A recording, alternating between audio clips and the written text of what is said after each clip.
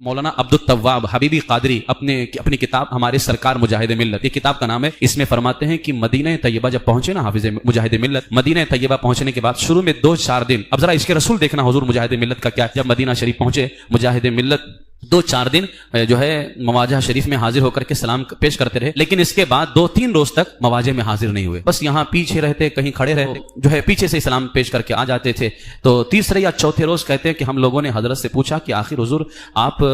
مواجہ میں حاضری کیوں نہیں دیتے ہیں؟ تو آپ نے فرمایا میں یہ سوچ کر کے حاضر نہیں ہوتا کہیں میرا گنہگار چہرہ دیکھ کر میرے آقا کو تکلیف نہ ہو۔ فرماتے ہیں کہ چوتھا روز تھا، حضور مجاہد ملت ریاض الجنہ میں نماز اشراق ادا کر کے سیدھے مواجہ شریف میں تشریف لائے اور مواجہ اقدس کے سامنے سمت قبلہ کی دیوار سے متصل ادب کے ساتھ کھڑے ہو گئے۔ ایک جانب کہتے ہیں جو ہے مولانا عبدالتواب میں تھا اور دوسری جانب حاجی اسماعیل صاحب برکاتی ہاتھ باندھے کھڑے ہوئے تھے۔ سرکار مجاہد ملت کی آنکھوں سے آنسو جاری تھے، چہرے مبارک کی چہرے پاک کی پاکیزہ کیفیت اور نگاہوں کے مؤدبانہ انداز سے ظاہر ہو رہا تھا کہ ایسا لگ رہا ہے کہ کسی خاص کرم کا انتظار ہو رہا ہے۔ ادب و تعظیم میں ڈوبا ہوا سلام عرض کر رہے تھے، اتنے میں کیا دیکھتے ہیں کہ اللہ تعالیٰ کے نائب اعظم سرکار رحمت للعالمین صلی اللہ علیہ وسلم بنفس نفیس عالم نے بیداری میں سامنے تشریف لے کر کے آ گئے اور آپ سے قریب ہو کر کے آپ کے مبارک کندھے پر اپنا دست انور رکھا، کیونکہ اس سفر سے پہلے حضور مجاہد ملت علیہ رحمت و رضوا کو نجدیوں نے جو ہے گرفتار کر لیا تھا مدینے میں کہ وہابی امام کے پیچھے نماز نہیں پڑھتے، وہ پوری داستان موجود ہے۔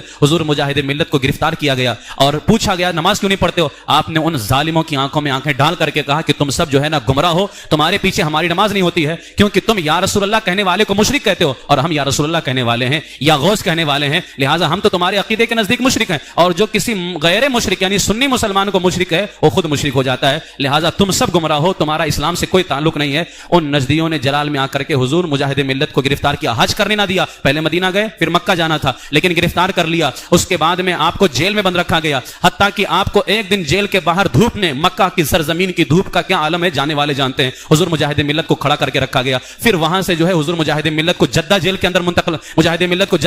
منتقل کیا گیا، وہاں پر آپ کو گھسیٹا گیا، آپ کے چہرے پر تماچے مارے گئے اور یہ کہا گیا کہ تم ان کے پیچھے نمازیں پڑھتے ہو یا پھر تمہیں واپس کر دیا جائے۔ آپ نے فرمایا میں ان کے پیچھے نماز نہیں پڑھوں گا، چاہے مجھے واپس کر دو۔ حضور مجاہد ملت کے سامنے چائے پیش کی گئی تو وہاں کے قاضی نے کہا چائے پی لو، آپ ارشاد فرماتے ہیں منع نہیں کر سکتا کیونکہ اس میں مدینہ شریف کا پانی ملا ہوا ہے، اور پی نہیں سکتا کیونکہ تجھ جیسا خبیث نجدی دے رہا ہے۔